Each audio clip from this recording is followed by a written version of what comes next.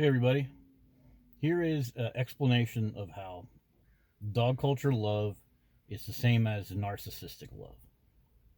So, you probably know that, like in dog culture, it's all about I'm a dog lover, I'm an animal lover. If you don't agree with the dog owner, they might say, "You don't love animals, you don't love," and they think that they love their dogs, they think that their dogs love them. But this is just kind of like a big psyop, and it's very similar to what a sociopath and a narcissist does. So let me give you a story from my life, and then I'll explain more about how the dog culture does this. A long time ago, my mom had shitty neighbors. They took advantage of her by using her car, but she let them do it. She gave them jump starts, rides into town, and a bunch of other things with her car. And eventually, this came to a head because the neighbors never did anything back for my mom. But my mom, in her mind, it was like, love thy neighbor. Like, I love them because I've been allowing them to abuse me. And so her identity of being a good person or loving thy neighbor, that's tied up in allowing herself to be abused. So eventually, I came to my mom's rescue and I had to repair her car. It had three electrical issues from constantly jump starting a big truck. And my mom explained to me how the neighbors just didn't understand what a good person she was, and if they would have just understood. And my mom presented herself first as the hero. I came to the rescue of these poor neighbors, even though they have two very nice cars that are like a decade newer. She's the hero, then she's the victim, and then she wants me and other people in her life to come, give her accolades for allowing herself to be used. And so that's the first part of the story. That's like how sociopath people, covert narcissists, they always put their self in victim that victim placeholder. And so I repaired my mom's car. It needed an alternator, a battery, and a small electrical module. And my mom tells me the story and how they kept taking advantage of her, but she kept getting up early to do all kinds of stuff for them with the car.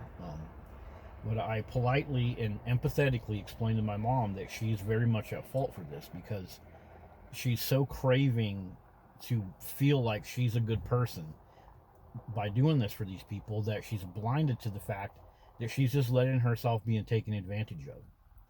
And because my mom's identity is so tied up in bending over backwards for people that don't really help her, she got very angry with me. She was not very receptive to me calling her out for that, even though I was very tactful and everything.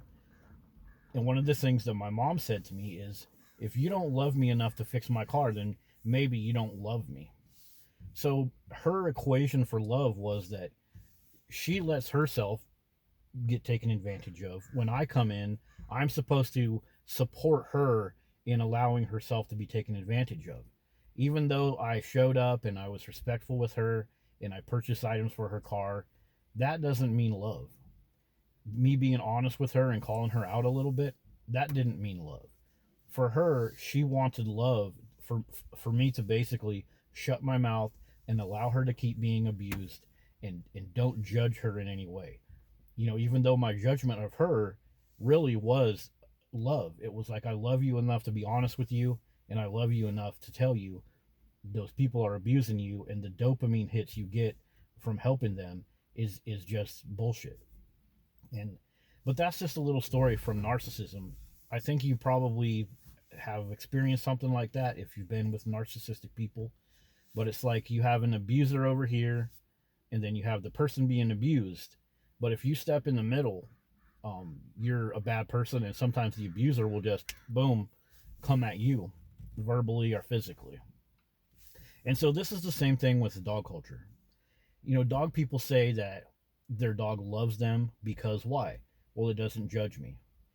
You could go start a building on fire, go stab some people, go rob a bank, wreck your car, do all kinds of bad stuff and get home and throw a little treat in front of your dog. Here, buddy, buddy, buddy. And the dog would, quote unquote, love you, jump all around on you and everything. So that's a big part of dog ownership. It's a big part of why they fill their life with dogs. It's because, well, it doesn't judge me. So they can just sit there and have a dog and not have anybody in their life that actually scrutinizes them. Now, yeah, just having a bunch of people that are constantly judging you for no reason, that sucks. But if you actually understand the value of having somebody that is capable of judging you and come to you and give you good advice or give you a new perspective, that is so valuable to you, and it's valuable to them too because you make them feel important. You know, like with my mom, she didn't make me feel important when I gave her that advice. I felt like I showed up and helped you with all this, and now you're upset with me for telling you the truth. And I mean, I knew that was probably going to happen because my mom has always had that kind of narcissist attitude about things. But um, the same thing happens with dog culture. They don't want to be judged. They think a lack of judgment, they think a lack of discernment is love, but it's not love at all. And then society at large uses this love, quote unquote, as a guilt trip. It's the same thing way with the way narcissists use love as a guilt trip. It's like, oh, you don't love me enough to let me treat you like crap. You don't love me enough. It's your fault. You don't love me enough. No matter what happens bad in a narcissist relationship, they will always try to like guilt trip you. Like you don't love me enough to put up with my bullshit. And that's what society does.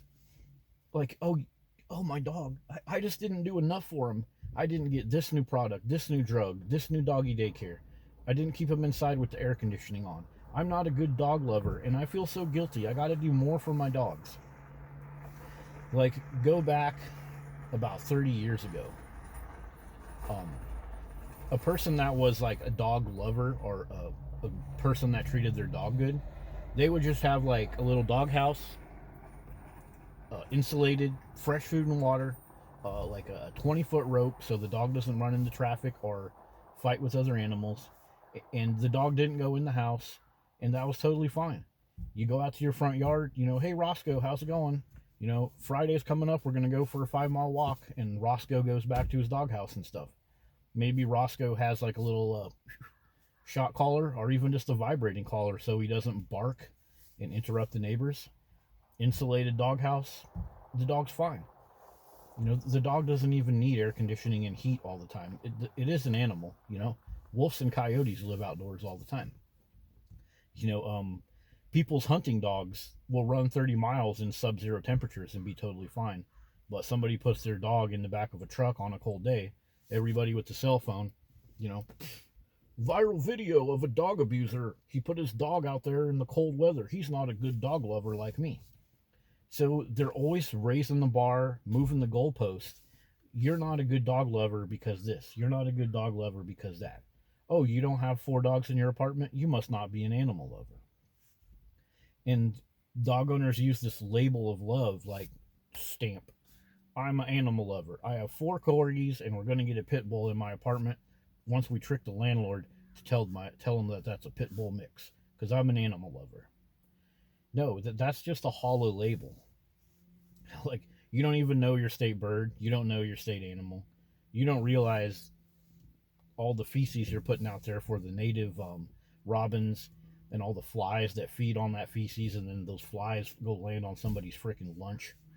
You're not an animal lover. But, if you look at narcissistic love, it's always something that's like held above our heads.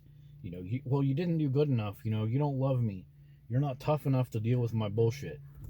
Like a woman that's with a narcissistic man or a man that's with a narcissistic woman, they don't want to change their habits. They don't want to learn new things. It's like, if you loved me, you would let me do this. If you loved me, you would do this. That's sociopath behavior. That's narcissistic behavior. And if you look at society, this whole label of being a dog lover or a animal lover, as it's connected to dog ownership, the bar is always being raised. It's like now we're genetically reinventing the dire wolf. They're bringing those back, like Jurassic Park. It's like we already have 50,000 or 20,000 or 40,000 cases of dog hoarding every year, and now we're going to inject more dogs into this culture so people can label themselves as animal lovers and all it's going to equal is more hoarding, you know? So, like, if you do the math on all this, all of this dog love, uh, it doesn't work out because all of the dog hoarding, all of the stray dogs, all of the loose dogs that attack people that have to get put down by police firearms, more dog ownership under the guise of love actually equals suffering for the dogs. Like, do you guys realize that? It's the same thing with love in a narcissist relationship.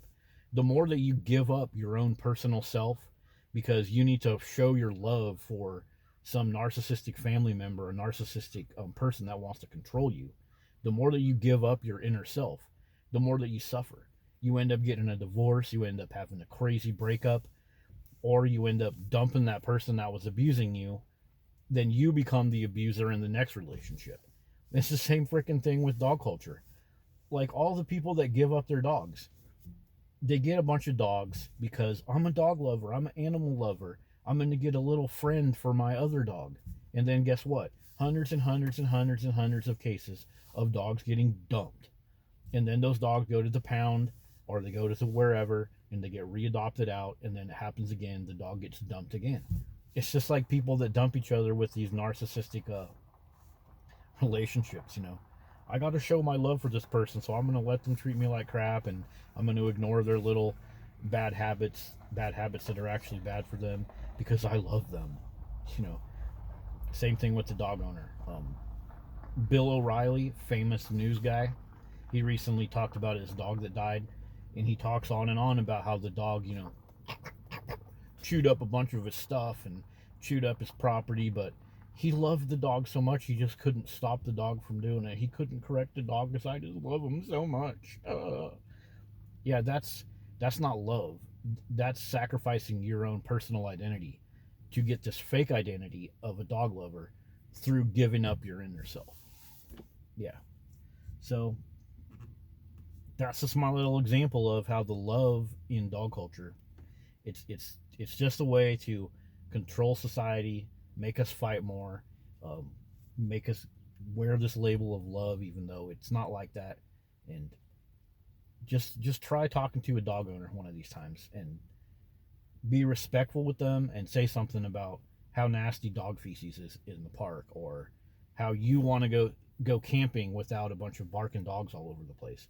One of the first things that you'll hear probably like 5 to 8 times out of 10 is, "You're not a animal lover? You don't want 3 dogs barking in all day? You're not an animal lover?" They're holding that label of love up above your head, making you feel guilty. And that's what dog owners do to themselves. That's what they do to each other. And if you look up this stuff, dog owners suffer guilt, like a lot of guilt. Like, my dog is 14 years old and he passed away. I wish I could have done more for him. It's like, you gave him 14 years of your freaking life, dude. That's good enough. Allow the dog to pass away peacefully. You know, but people are so guilty, they're so needy to earn that love, that they'll keep a dog 5 and 10 years past its due date while it sits on the floor and pisses itself and has seizures and chews holes in the carpet, or gets chased around by the younger dogs because they take advantage of those type of dogs, all for that label of love. And it's not healthy for anybody, but it's one of the primary drivers of dog culture. See you guys later.